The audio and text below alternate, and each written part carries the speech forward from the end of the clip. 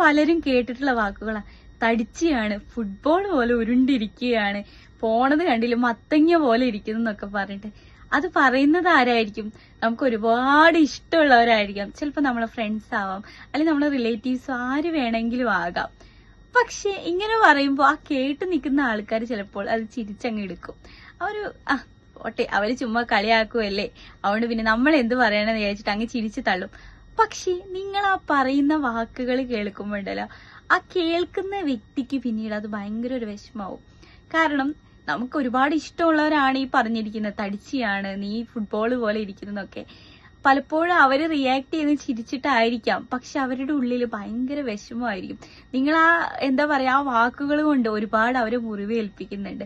പലപ്പോഴും ഞാനും കേൾക്കാറുള്ളതാണ്, ഫുട്ബോൾ പോലെ ഇരിക്കുന്നുണ്ട്, നീ ഭയങ്കര ഉണ്ടയായിട്ട് ഇരിക്കുന്നു, എന്താ പറയാ മത്തങ്ങ പോലെ ഇരിക്കുന്നൊക്കെ ഞാനും ഒത്തിരി കേട്ടിട്ടുള്ള കാര്യങ്ങളാണ്. അപ്പോ ഇതൊക്കെ കേൾക്കുമ്പോൾ ഞാനും ഒരുപാട് ചിരിച്ചിട്ടുണ്ട്.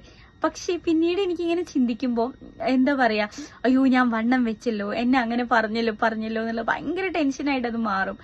എന്തിനാ നമ്മൾ കളിയാക്കലുകളുടെ പേരിലാണെങ്കിൽ പോലും നമ്മൾ ഈ ബോഡി ഷേമിങ് ചെയ്യുമ്പോൾ അപ്പുറത്തിരിക്കുന്ന ആൾക്ക് ഒരു മനസ്സുണ്ട്, അയാളെയും വേദനിപ്പിക്കും എന്ന് എപ്പോഴും ചിന്തിക്കാൻ ശ്രമിക്കുക.